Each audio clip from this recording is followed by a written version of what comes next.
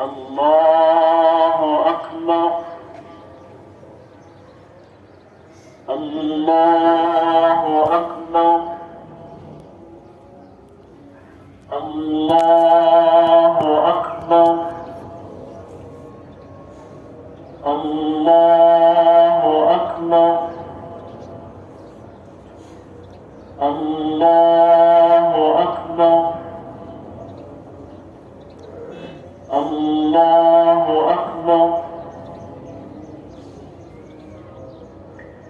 الحمد لله رب العالمين الرحمن الرحيم مالك يوم الدين إياك نعبد وإياك نستعين اهدنا الصراط المستقيم صراط الذين أنعمت عليهم غير المغضوب عليهم ولا الضالين.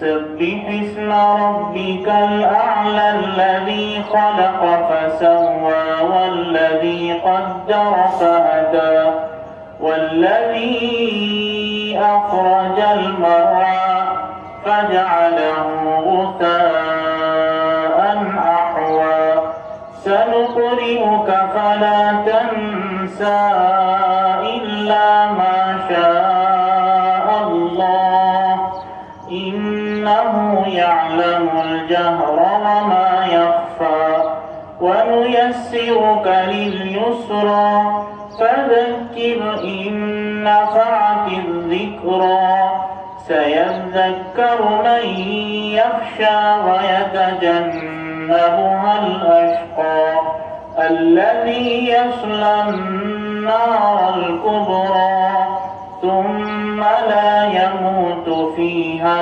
ولا يحيا قد أفلح من تزكى وذكر اسم ربه فصلى بل تؤثرون الحياة الدنيا والآخرة خير وأبقى إن هذا لفي الصحف الأولى صحف إبراهيم وموسى.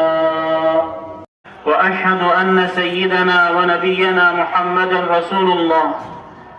أيها السعداء بالعيد، هذا يوم عيد سعيد تستقبلونه بعد صيام شهر رمضان، وقد تزودتم بالتقوى والإيمان، فإن خير الزاد التقوى، فبالتقوى يتفاضل الخلق أجمعون وبها عند الله يكرمون.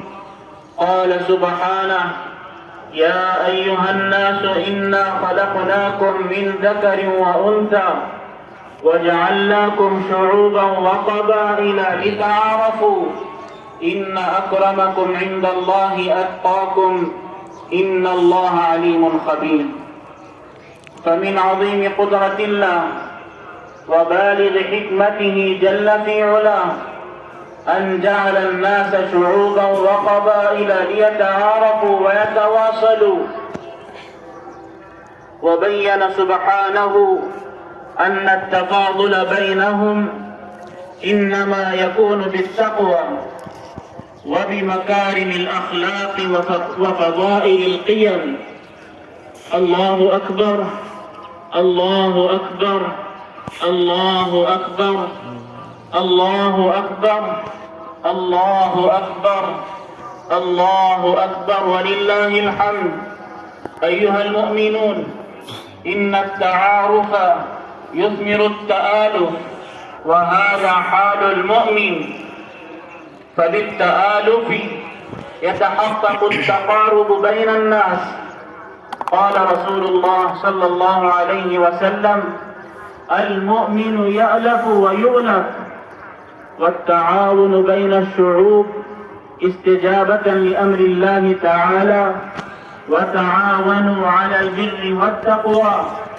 وبالتعارف تتضافر الجهود وتتكامل الطاقات وتتحد الخبرات في إعمار الأرض وبناء حضارتها. قال تعالى: هو أنشأكم من الأرض واستعمركم فيها، أي حثكم على عمارتها بالتعاون بينكم مهما اختلفت أعراقكم وتباعدت بلدانكم، ليتحقق السلام وينتشر الوئام. يقول الله عز وجل: يا أيها الذين آمنوا